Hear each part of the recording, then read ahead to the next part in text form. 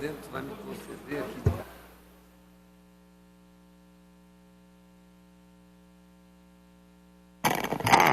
Senhor presidente, senhoras deputadas, senhores deputados, telespectadores da TV Assembleia, ouvintes da Rádio Digital e as demais pessoas que nos acompanham nesta sessão. Hoje, 14 de julho, nós completamos 220 anos da Revolução Francesa. A Revolução Francesa que teve seu marco inicial com a queda da Bastilha, ocorrida há 220 anos, exatos 220 anos. A Bastilha que era a prisão política do regime absolutista da França, da monarquia absoluta francesa. A Revolução Francesa instituiu a República, cujo lema é igualdade, liberdade e fraternidade. Foi um dos maiores fenômenos políticos da história da humanidade, que trazia como princípio a igualdade entre todos os seres humanos. Daí, inclusive, que existe o princípio filosófico e jurídico de que todos são iguais perante a lei. Este princípio,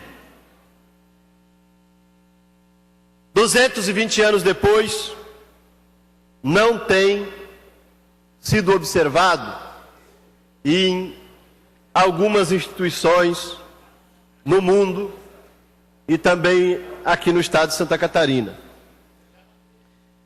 A Revolução Francesa, para quem gosta de história, representou um episódio de violência, mas de violência libertadora por parte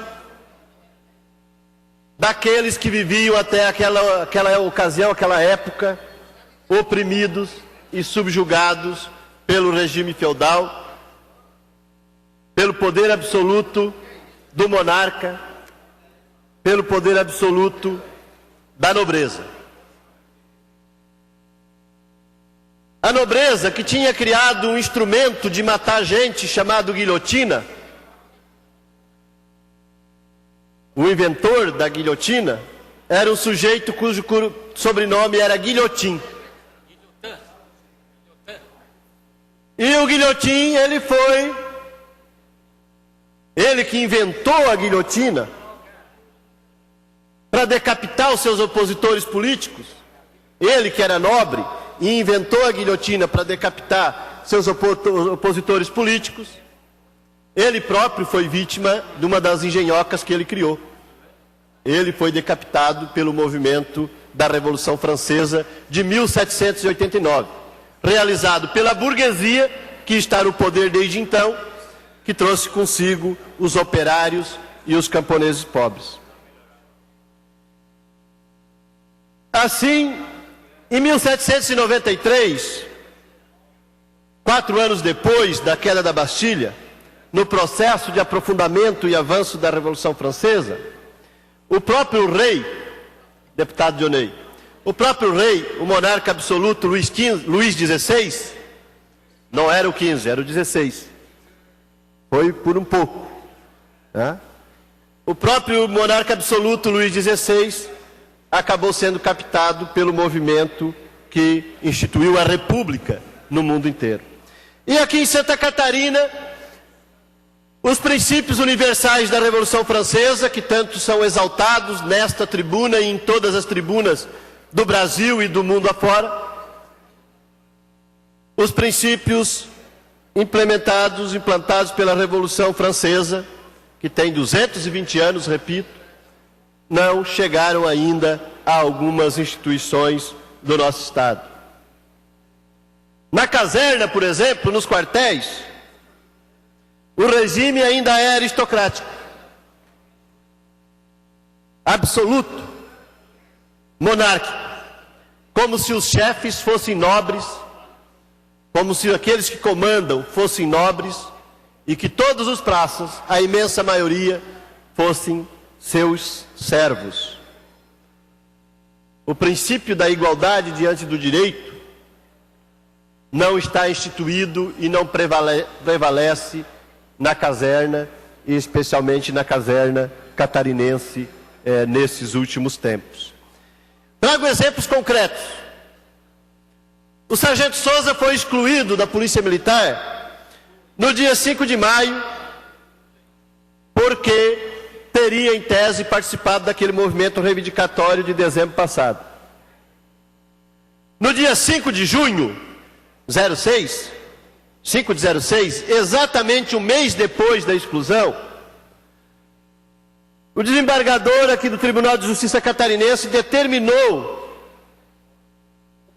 que o sargento Souza fosse reincluído às fileiras da Polícia Militar e que lhe fosse devolvidos os vencimentos e a graduação que possuía.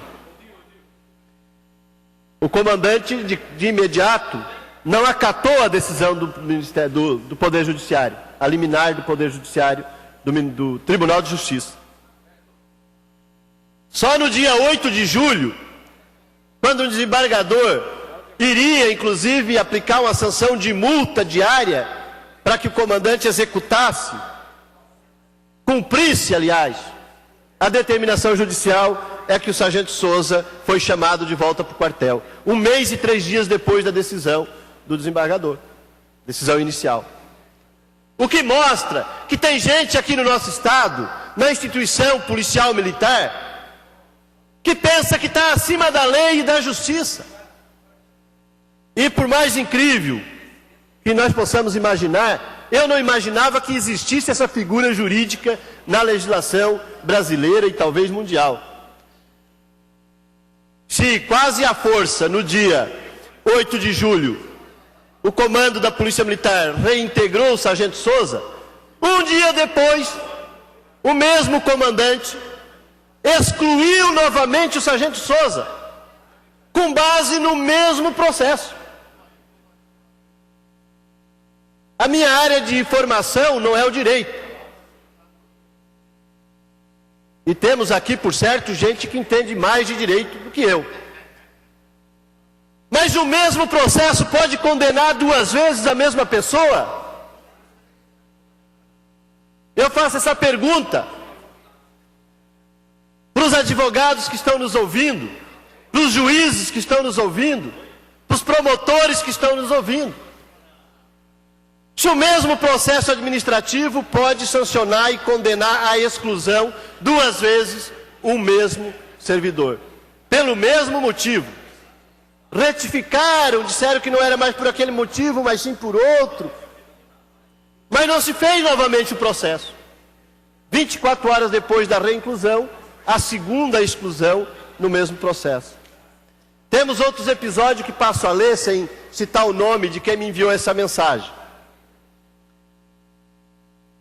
Ontem de tarde, por volta de 16 horas, o cabo Valdir Escobar, que encontrava-se de serviço na viatura operacional, ao receber das mãos de praças do Serviço de Inteligência do 11º Batalhão o libelo acusatório de PAD referente ao movimento, tremendo e chorando, tentou o suicídio. Puxou a pistola, mas foi contido por seu colega de serviço, soldado Dair Gomes, e imediatamente encaminhado ao hospital, onde recebeu atendimento médico, medicação e amparo do seu irmão, sargento Escobar. Hoje o cabo Escobar iria receber atendimento psicológico e psiquiátrico, e é mais um que deve ficar afastado do serviço por problemas psicológicos ou psiquiátricos, pois quem tenta tem a intenção de. Já foi o sargento Staudt, que se suicidou na semana passada em São Miguel do Oeste. E esse não foi possível socorrer. Agora o cabo Escobar, e não se sabe quem poderá ser o próximo. Mas alguma coisa deve ser feita, senão reticências. Isso que nem começou as punições de praça no Extremo Oeste e o balão já está cheio. Então isso aqui nos mandou um praça do Extremo Oeste que mostra o que está sendo realizado por conta do comando e da cúpula da instituição militar em Santa Catarina. Praças tentando suicídio por conta da força, da violência, da virulência da Inquisição que estão sofrendo por terem reivindicado o pagamento da Lei 254, que tanto prometeram nessa tribuna e em outros microfones. Próximo orador inscrito, deputado Jailson. Antes disso, quero fazer um registro da presença